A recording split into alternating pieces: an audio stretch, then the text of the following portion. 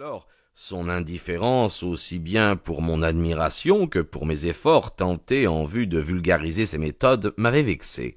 De plus, j'étais fier de m'être assimilé son système au point de mériter son approbation quand il m'arrivait de l'appliquer. Holmes me prit la canne des mains et l'examina à son tour pendant quelques minutes.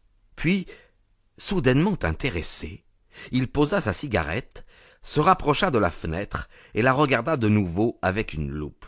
« Intéressant, quoique élémentaire, » fit-il en retournant s'asseoir sur le canapé dans son coin de prédilection.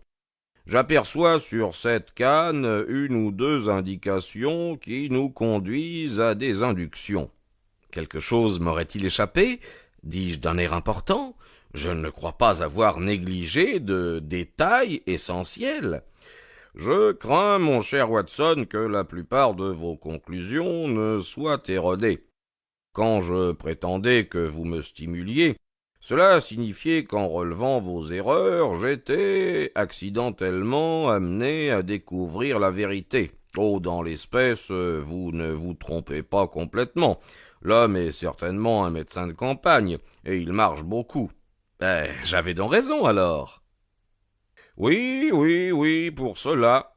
Mais c'est tout? Non, mon cher Watson, pas tout, tant s'en faut.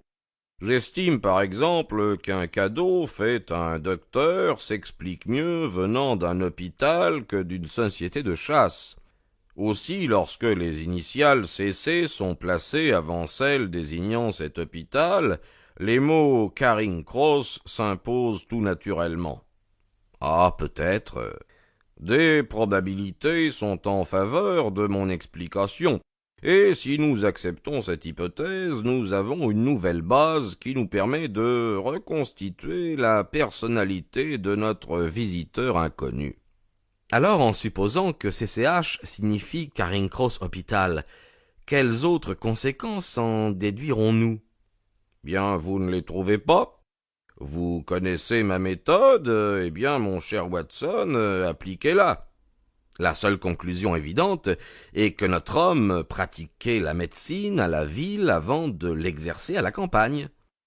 Nous devons aller plus loin dans nos suppositions. Suivez cette piste. À quelle occasion est-il le plus probable qu'on ait offert ce cadeau? Quand les amis du docteur Mortimer se seraient-ils cotisés pour lui donner un souvenir? Certainement au moment où il quittait l'hôpital pour s'établir. Nous savons qu'il y a eu un cadeau. Nous croyons qu'il y a eu passage d'un service d'hôpital à l'exercice de la médecine dans une commune rurale. Dans ce cas, est-il téméraire d'avancer que ce cadeau a eu lieu à l'occasion de ce changement de situation? Ah, cela semble très plausible. Maintenant, vous remarquerez que le docteur Mortimer ne devait pas appartenir au service régulier de l'hôpital. On n'accorde ses emplois qu'aux premiers médecins de Londres, et ceux-là ne vont jamais exercer à la campagne. Qu'était-il alors? Un médecin auxiliaire? Il est parti il y a 5 ans. Lisez la date sur la canne. Ainsi, votre médecin, grave, entre deux âges, s'évanouit en fumée, mon cher Watson, et à sa place, nous voyons apparaître un garçon de 30 ans, aimable, modeste, distrait, et possesseur d'un chien que je dépeindrai vaguement plus grand qu'un terrier et plus petit qu'un mastif. Je souris d'un air incrédule, tandis que Holmes se renversait sur le canapé en lançant au plafond quelques bouffées de fumée. Je ne puis contrôler cette dernière assertion, dis-je, mais rien n'est plus facile que de nous procurer certains renseignements sur l'âge et les antécédents professionnels de notre inconnu. Je pris sur un rayon de la bibliothèque l'annuaire médical et je courus à la lettre M. J'y trouvai plusieurs Mortimer. Un seul pouvait être notre visiteur. Je lus à haute voix. Mortimer James, M.R.C.S. 1 1882. Grimpen, Dartmoor, Devon.